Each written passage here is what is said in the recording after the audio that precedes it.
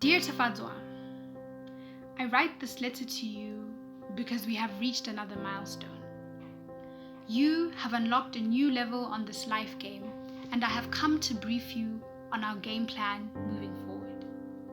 I wish I had more to tell you. I wish I had a how-to guide to make this journey easier.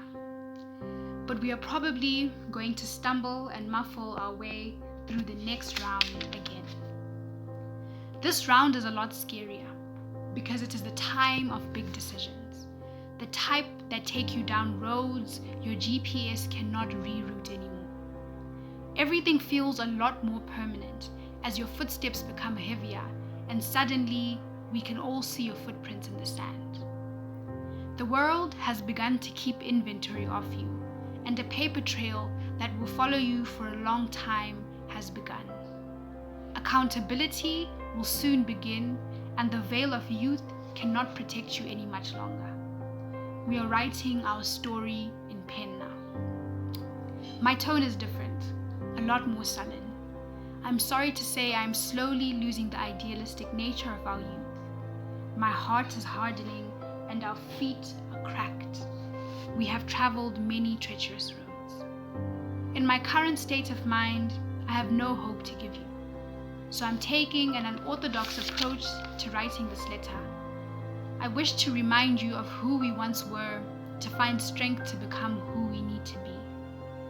Tafadzwa Naomi Mavindide, born 3 December 1999, the girl with the heart that hooks itself desperately onto anything and any cause, the fighting spirit that refuses to sink to the bottom of a storm. I wish to reignite that heart in you. Do not despair.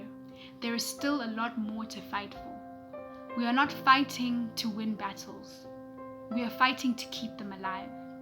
You're exhausted, I know, but our path is inevitable. And the more we try to leave our lane, the higher our chances of collision.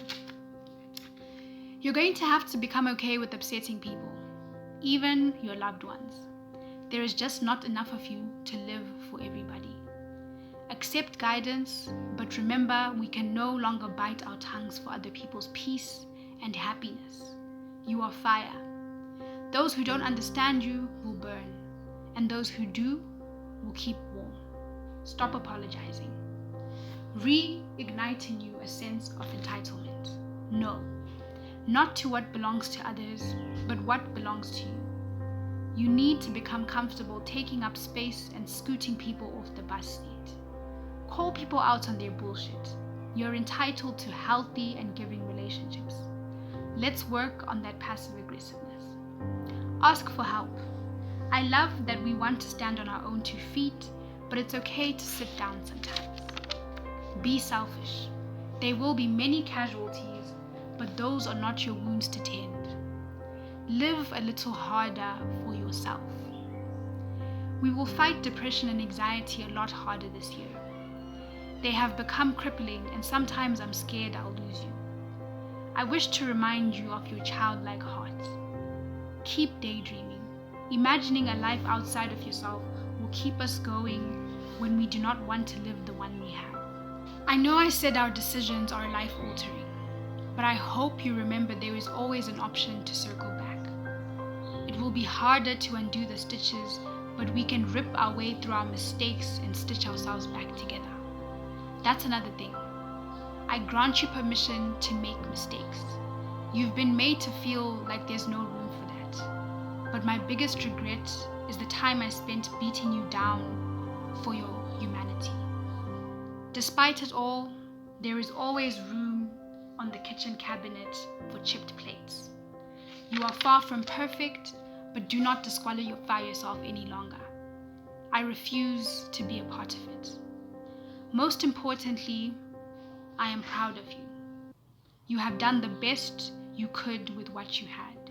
You, yes you, have unknowingly reached heights your younger self could only dream of. The year is for us, to put ourselves back together again. Remember me.